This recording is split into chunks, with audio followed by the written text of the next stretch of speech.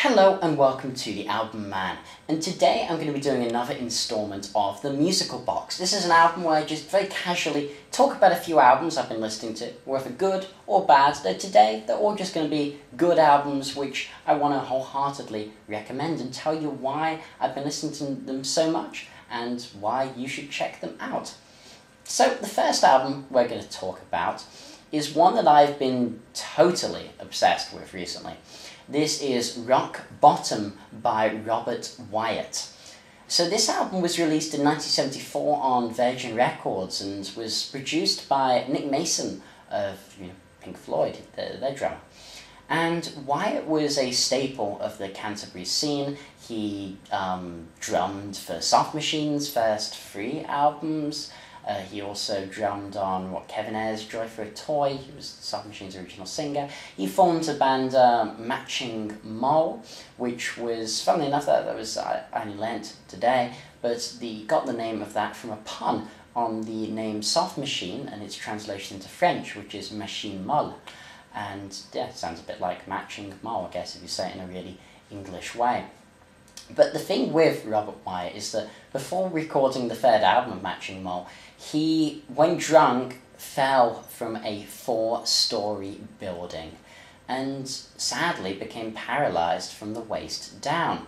So then he ended up working on this. He couldn't drum with his feet anymore. He could drum with his hands still, kind of jazz fusion style, but no longer his feet. So he worked on Rock Bottom. Now, he'd already had a lot of the tracks written already, but that doesn't take away from what the incident ended up adding to this album. And this was his first real solo album. He did have one before this, I can't really remember the name, but he considers it juvenile, really. And what really strikes me about this album, it's just the depth of emotion conveyed with his vocals, lyrics, and musical accompaniment. Now, he is the one who sings. He wrote all the compositions. He plays keyboards on it, as well as a bit of light percussion. And thematically, it's an album that is full of pain, loss, but also with a deep sense of optimism and looking towards the future and love towards who would become his wife and is still his wife to this day. You really get from this album a 3-dimensional portrait painted by Wyatt of his life, all while using this rather abstract vocabulary, and also lyrically it's got this very British witty sensibility to it, like you get with bands like Caravan. A lot of the Canterbury scene use some very, I guess, quintessentially British wordplay.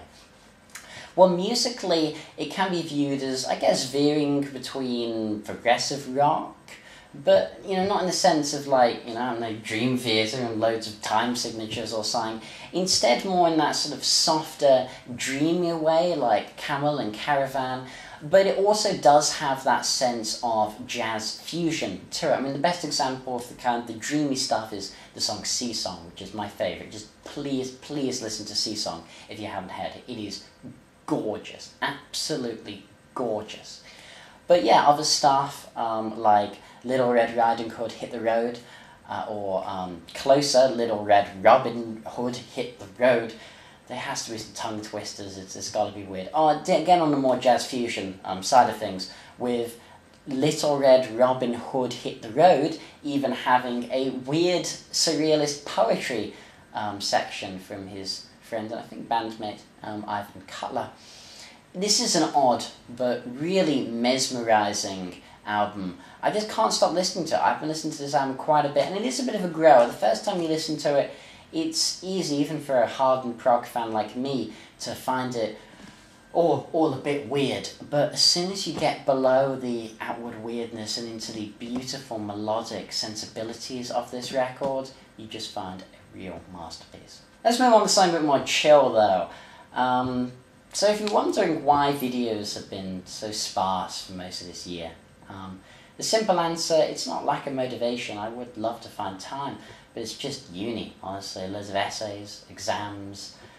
But while writing essays, it has afforded me the opportunity to listen to some types of music I guess I wouldn't ordinarily listen to as much, because when I'm studying, this is just me, but I can only listen to very certain genres, styles, and albums. It has to be something that I can both enjoy but also focus to. So I can never listen to like metal when I'm studying or something. So an album I came across was called Empty Northern Hemisphere by Gregory Alan Isakov. And this was an album I ended up playing just a ludicrous amount. I could listen to this album multiple times in a row. If I was working for the night, I'd just put this on loop, or maybe a couple of his other records as well. And I could listen to this almost every day for a couple of weeks. I think I did. So it was Gregory Alan Isakov. I'd say he's a modern folk singer, reminiscent of, say, like Seven Swans era Sufjan Stevens, maybe the more acoustic side of Elliott Smith. He basically makes these dreamlike, lyrically beautiful, delicately composed songs. And his vocals have this rich, haunting, yet soulful timbre to it, which conveys just so much emotion. Well, the musical arrangements, I would say, are largely based around the acoustic guitar, with a lot of stuff to fill out the sound. It's what I like, instead of that sort of, early Bob Dylan sparse man acoustic guitar, or, Nick Drake Pink Moon sound. He has this lush but very subtle sound supplementing his really strong voice and acoustic guitar playing, whether it's strings, electric guitar, or even a bit of light percussion. And songs like Light Year or Evelyn really highlight this, and they're just delightful to listen to. So if you want a chill, cool, summer folk, kind of folky album, then do check this out. Next, we have an album I just had to talk about. I was tempted to review it, but it's been out for quite a while now, so I'll talk about it here. This album is pure comedy by Father John Misty. And call me a hipster if you want, but this guy is incredible. I Love You Honey Bear, his second album, released in 2014, which is one of the wittiest, cleverest, and most refreshing albums I've had in a long time. It was number 2 in my top albums of 2014. Or was it 15? Could even have been 2015. I can't quite remember now.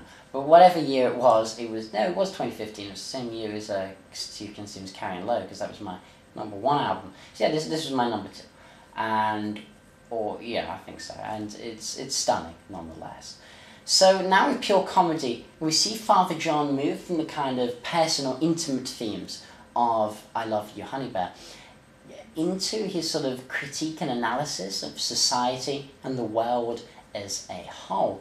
Whether this is the comedy of man's inherent social condition, religion, or just overall seriousness in a world which otherwise appears to be so absurd, and as demonstrated in the song Pure Comedy. And there's certainly a fair bit of basic existentialist sentiment in this album, and in the title track as well. And it's not really a surprise, considering the guy managed to reference both Heidegger and Sartre, those philosophers, in his first album, Fear Fun, while still critiquing those things like technology that we consume ourselves in, but yet also seeing the benefits. It's a nuanced approach, as he alludes to, particularly in this song called Two Wildly Different Perspectives, where he presents 2 extremes of different points of view in each, and how each side has really gone too far with their extremes, and instead some form of balance is what's really needed in modern discourse, and I certainly couldn't really agree more. Now, this is not to say that Father John's completely divorced himself from the personal themes, since he's got this one song which is very ambitious, called Leaving LA. It's 13 minutes long, and it details his move to New Orleans from the Hollywood Hills, and a lot of stuff about his life, his career, from wanting to be a drummer and singer, and from choking on something when he had the radio at the end. That's a weird part. There's a lot of odd things in the song, but it's alright. It's probably not my favourite on the album. I don't think it makes for as compelling listen multiple times around, since it's so story driven and the music is really the same chord progression over again for 13 minutes. But generally, the music on this album is stunning.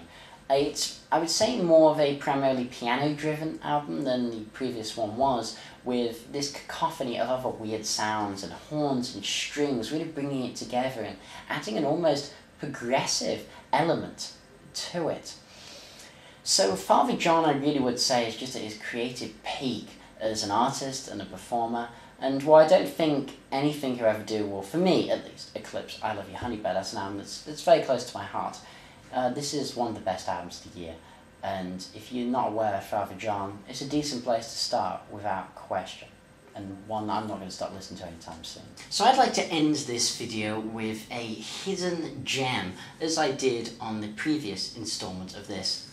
And while you could claim that, I guess, all of the albums, apart from maybe Father John Misty mentioned here, are not exactly super well known, I still want to go for just one of those albums that I want to particularly highlight as, I guess, a hidden gem. So this is an album I actually covered when it came out back in 2012, Christ, 5 years ago now. And this one is Back from the Dead by Steven Adler, the drummer of Guns N' Roses on Appetite for Destruction. So I recently saw Guns N' Roses in London with Slash, Duff, Axl, and it was just a lifelong dream come true. If you followed my channel for any period of time, you probably know that I am a huge Guns N' Roses fan. And it was always one of my dreams to see a reunited lineup. Sure, I would have loved Izzy and Steven Adler to be there, but to see Slash and Axl on the same stage was just absolutely incredible. So as a result of this, I've been listening to some of the kind of members and ex-members solo projects, including revisiting this album, Back from the Dead by Adler, for the first time in, well, quite a long time. So this band, it consisted of Steven Adler, of course, on drums, and then Jacob Bunton on guitar and vocals, Lolly Paul on guitar. Both of those are from a band called Mars Electric, and also the band called Lynam, which I can't say I particularly know that band, as well as the LA Guns bassist Johnny Martin.